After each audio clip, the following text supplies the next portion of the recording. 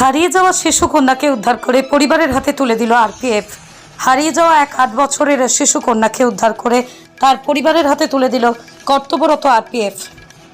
শুক্রবার সকালে ঘটনাটি ঘটেছে শিয়ালদহ দক্ষিণ শাখার ক্যানিং লাইনের ক্যানিং স্টেশনে। স্থানীয় রেল পুলিশ সূত্রের খবর, প্রত্যন্ত সুন্দরবনের বাসন্তী থানার বল্লারটোপ এলাকার বাসিন্দা আনসার মোল্লা কর্মসূত্রে হাওড়ায় থাকেন। শুক্রবার পরিবারের লোকজনদেরকে সাথে নিয়ে গ্রামের বাড়িতে ফিরছিলেন। সকালে ক্যানিং স্টেশনে ট্রেন থেকে নামার পর তার ছোট্ট কন্যা শিশু তানিয়া মোল্লা স্টেশনে ভিড়ের মধ্যে হারিয়ে যায়। এদিকে মোল্লা পরিবারের লোকজন তন্ন তন্ন করে খুঁজছিল তানিয়াকে। খুঁজে না পেয়ে কান্নায় ভেঙে পড়ে মোল্লা পরিবারের অন্যান্য সদস্যরা। সেই মুহূর্তে তানিয়া ক্যানিং স্টেশনে বসে কাঁদছিল।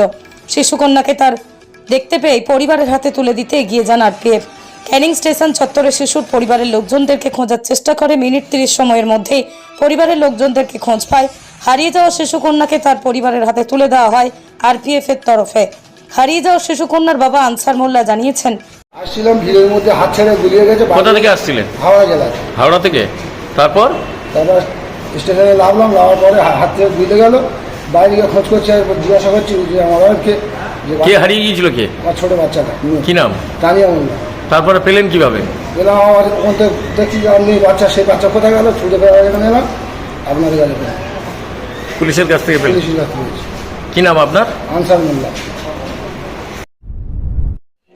এখন ভোলা মহেশ্বর এন্টারপ্রাইজ আপনার কাছে সমস্ত ধরনের বিশুদ্ধ পানীয় জলের ফিল্টার সুলভ মূল্যে বিক্রয় করা হয়। ক্যানিং থেকে সুভাষ চন্দ্রের রিপোর্ট, অরণ্য টিভি।